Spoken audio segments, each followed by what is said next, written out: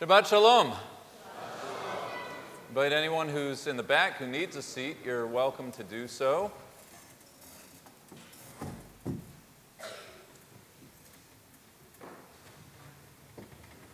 For diaspora Jews who are concerned with our relationship to the State of Israel, this Tuesday's quincentenary of the Protestant Reformation provides a delicious opportunity to imagine tactical possibilities moving forward.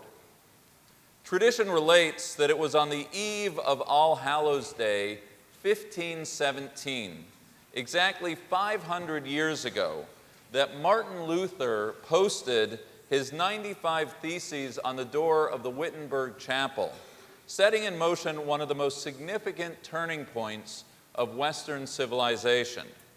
On the subject of what prompted Luther to post his theses, the content of their claims, and the Reformation and Counter-Reformation that would follow, there are literally libraries on the subject. From what I can recall from my divinity school days, Luther bore witness to the toxic marriage between religious and political power in the Catholic Church. The Church was one of the most powerful institutions of its day, its reach extending across Europe, its taking of tithes, its control of the sacraments, giving it tremendous political and financial leverage over kings and emperors alike. Instead of serving the pious and the poor, Luther saw a church that had become a corrupt, money-making machine in its sale of church positions and, most offensively, indulgences, the remission of sins by way of payments to the church. If you've ever been to Rome and seen the grand opulence of St. Peter's Basilica, then you can understand how Luther came to think that the church had strayed from its mission. The subtitle of the 95 Theses was Disputation on the Power and Efficacy of Indulgences, and it was on this subject to which his objections were ostensibly directed. In Luther's age, posting something on a doorpost was the equivalent of a Facebook post inviting debate. Given that the printing press had just been invented, Luther's document went viral throughout Saxony, and what could have been an internal monastic debate on a particular church practice became a very public controversy on the subject of papal authority. Salvation, Luther argued, is achieved by way of the believer's faith, not by buying indulgences from the church. Luther sought a radical restructuring in the role of the church, no longer the mediating institution between God and humanity. Most famously, Luther advocated the principle of sola scriptura, the idea that one should read Scripture without the church's interpretive interference. All these, amongst other claims, prompted a movement to democratize Christianity from its top-down papal formulation to a less hierarchical priesthood of all believers. Luther's theological claims had all the more traction in that they were expressed in a German community bristling under the political domination of Rome, all giving rise to what we now know as a Protestant Reformation. Notwithstanding Luther's well-documented anti-Semitism, the Reformation would have a tremendous ripple effect on Jewish intellectual history, the rise of Spinoza, the Enlightenment, and otherwise.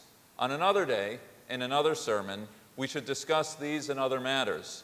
This morning, however, I want to use the occasion of this anniversary to think out loud with you about another corrupt body of religious authority in need of dismantling, and that is the chief rabbinate of the State of Israel.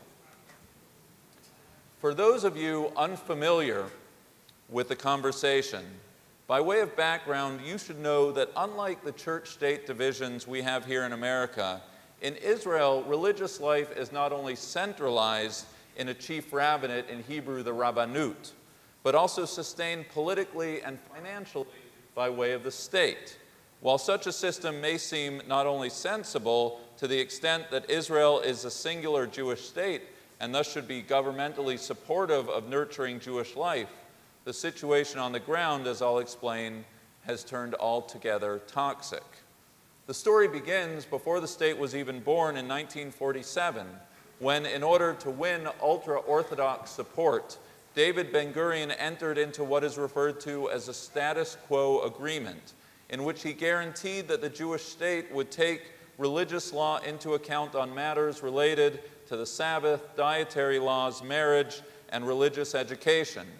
When the state was founded a year later, the now Prime Minister Ben-Gurion also agreed to defer military service to about 400 young men enrolled in yeshivot, houses of Jewish learning. Remember, this was right after the horrors of the Holocaust. It's not difficult to understand why Ben-Gurion was prompted to create limited exemptions for those whose profession was Torah, in Hebrew, Torah Omanuto. As anyone who follows this conversation knows, though, what's happened in the 70 years since is beyond anything that Ben-Gurion could have imagined. The status quo agreement has expanded to include a variety of de jure and de facto arrangements, including the question of who's a Jew, conversion to Judaism, military conscription of the ultra-Orthodox, the funding of religious education and religious life, oversight over kashrut, Sabbath in the public space, marriage, divorce, burial, mikveh, gender separation in the public sphere, and the production of a black list of rabbis that includes many of my colleagues, and after today's sermon is posted, probably me. To give one grading example affecting our community, I was informed last week that when we go on our mega mission to Israel next December, we cannot use the hotel ballroom to pray. Why? Because the kashrut of the hotels is under the rabbanut, and men and women praying together as we are here today is strictly verboten. As American Jews, our focus is often turned to the Kotel, the Western Wall, and our efforts that the holiest site of our people should be accessible to the entire people of Israel, not just the ultra-Orthodox. But that battle, important as it is really just a canary in the coal mine. There are a multitude of causes and expressions of the growing divide of American Jewry in Israel, and it's a divide that, if not tended to, will assuredly weaken the identity and security of both communities. How did we get here? It's a complicated story. Coalition politics in the Knesset, Israel's 120-seat parliament, is a tricky business. You need 60 seats to form a government. And because no one major party is even close to that threshold, every government, left or right, is forced, as Ben-Gurion did, to make all sorts of concessions to the religious parties in order to maintain a ruling government. The secular parties held hostage by the religious ones who are granted the authority to run the table on religious matters. The underlying issue, as in the days of Luther, a corrupt state-funded body who would arrogate upon itself the authority to determine who is and isn't a Jew and what is and isn't Judaism. I actually have no idea what Prime Minister Netanyahu believes in his heart about mixed prayer at the Kotel or conversions to Judaism, though I'm willing to guess that he doesn't care very much. What he does care about, what all politicians care about, is political survival. His betrayal of the Kotel agreement, his betrayal of the conversion deal, is a pragmatic political decision resultant from him being beholden to an ultra-Orthodox chief rabbi, the previous one, incidentally, currently sitting in jail on charges of fraud and corruption. At this point of the sermon, you may be expecting that I will, Luther-like, call for the immediately dismantling of the Rabbanut. The parallels are eerie, the sins so similar, and the feelings of an American Jewry alienated by an arrogant and unseemly institution bringing shame upon all those bearing the name Jew would certainly justify dramatic calls for reform. In fact, there are some in our community here in this room who have taken me to task for not speaking up more often and more forcefully to express the rage of non-Orthodox Jews against a corrupt rabbanut. But before I do, which I promise I will, there are a few things that need to be said. First and foremost, when picking battles, it's important to know that you are fighting the right fight. Dramatic as it might be for American Jewry to call the Rabbanut to task, I'm not entirely sure that they are the right or only target. The power of the Rabbanut is made possible by way of Netanyahu being beholden to it, which is made possible by way of a dysfunctional Knesset system. Historically speaking, there has only ever been one would-be Israeli prime minister who has sacrificed her own political career so as not to be given in to the extortionist demands of the ultra-Orthodox, and that was Tzipi Livni in 2009. The power of the Rabbanut is a symptom, not a cause. The systemic issue in need of being addressed is Knesset politics, or if you really want to get to the heart of the matter, an Israeli electorate that has served to enable the status quo to persist. Second, on this fight, as on any fight, confrontation is but one of many tactics. For those of us who really want change in Israel, we should not just fight the Rabbanut, but we should also invest in measures seeking to nurture the sort of Jewish life we would like to see flourish. We should plant seeds for non-Orthodox, Masorti, conservative and reform communities and youth groups and summer camps to take hold. We should fund those organizations fighting for pluralistic expressions of Jewish life in Israel. When it comes to Israel, and for that matter, everywhere, all of our funding choices should be preceded by the question of whether this or that organization supports a Jewish expression we practice and believe in. We should help actualize collaborations that introduce Israelis and American Jews to each other in Israel, America, and elsewhere. Calling for the dismantling of the rabbinate has drama, but there's a long game to be played here. There are seeds to be planted, and we in this community have a critical role to play in shaping that future. The stranglehold of the rabbinate will end when and only when Israelis themselves are fed up with it. As American Jews, we can, if we so choose, be key partners in bringing that outcome to bear. Finally, and perhaps most importantly, I'm not so quick to call for the dismantling of the Rabbanut, because tempting as it is to do so, I know in my heart of hearts that such a pronouncement does not serve to strengthen my Judaism or the Judaism of my community. You want to know why the Rabbanut, and for that matter, many secular Israelis run roughshod over diaspora Jewry? Because they see us as a dying breed.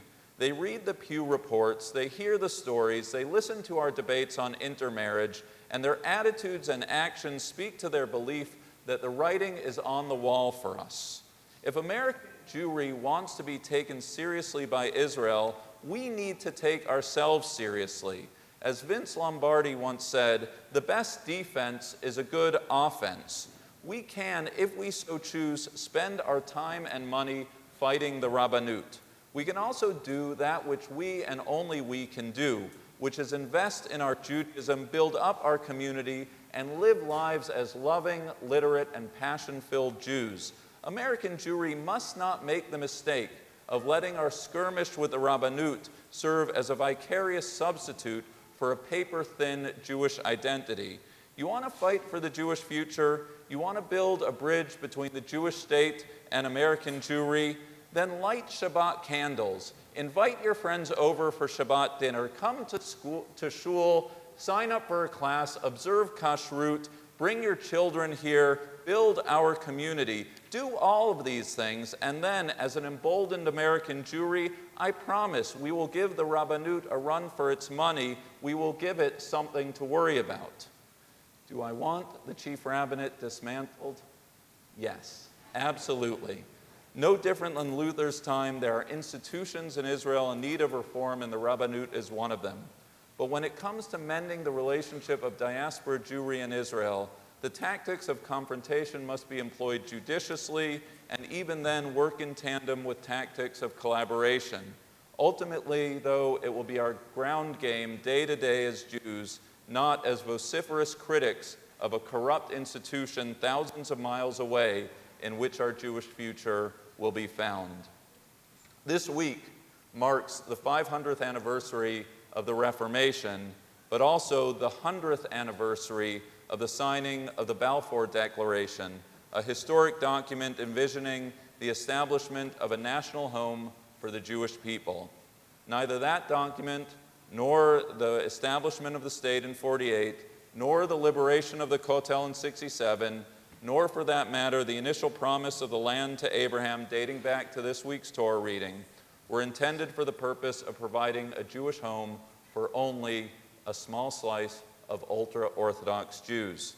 To live in a time when the Jewish homeland is one of the only countries denying the right of all Jews to express their faith as they see fit is a bitterly ironic turn of events that none of our predecessors could have imagined. As loving Jews and as ardent Zionists, it's a state of affairs that we should not conscience.